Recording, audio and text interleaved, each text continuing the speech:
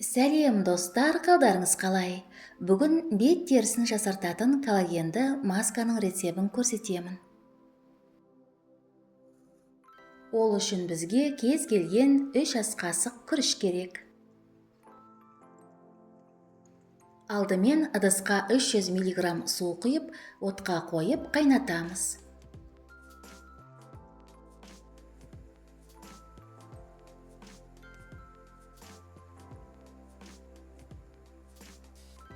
Үш ас қасық күрішті ыдысқа салып, үстіне су құйып, бірнеше рет жуып, тазалап аламыз.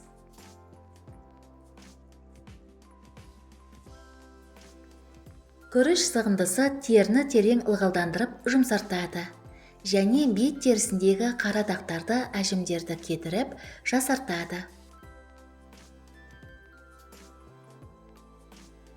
Тері күтіміне ең жақсы коллаген іздеп жүрсеңіз, бұл қартаюға қарсы маска күтімі әсіресе көз астындағы және мойындағы әжімдерді кетіреді. Жуып тазалаған күрішті қайнап жатқан ыстық суға салып пісіріп аламыз.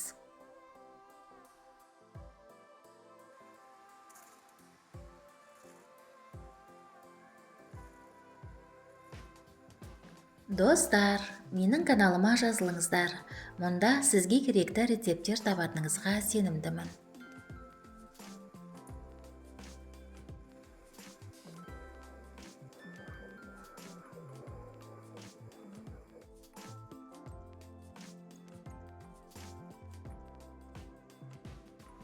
Дайын болған күріш ботқасын ыдысқа салып, блендермен езіп, пюре жасаймыз.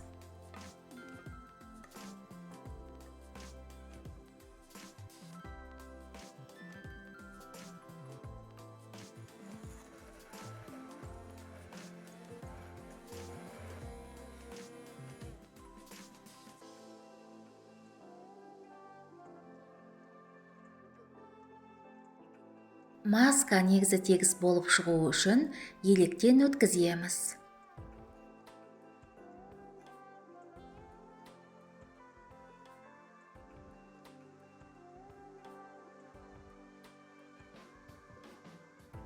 Достар, егер мені қолдағыңыз келсе, каналға жазылыңыз, лайк басыңыз, видео рецептпен достарыңызбен бөлісіңіз, және жаңа шыққан рецепті жіберіп алмас үшін қоңырауды қосуды ұмытпаңыз.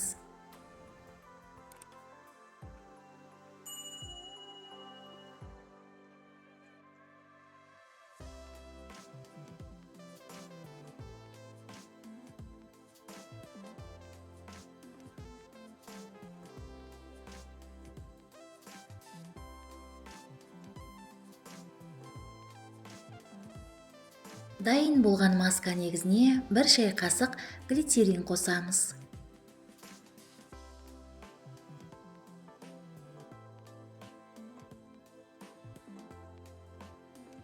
Және 10 тамшы бадам майын қосып, барлық ингредиенттерді жақсылап араластырамыз.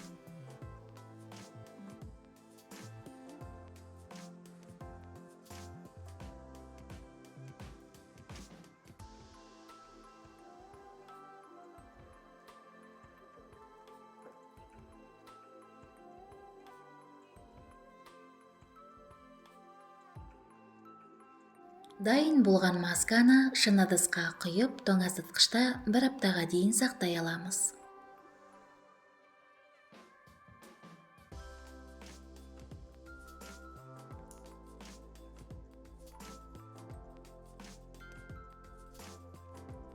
Бұл масканы күнделікті кешке жатар алдында жағуға болады. Масканы тазаланған терге, қолыңызға, бетіңізге, мойныңызға және декольте терісіне жағып 30 минутқа қалдырасыз. Содан кейін қалған масканы жылы сумен жуасыз. Маскаларды қолданар алдында білегіңізге жағып 10 минутқа сынап көріңіз. Осы масканың әсері бір жаққаннан кейін ақ білінеді.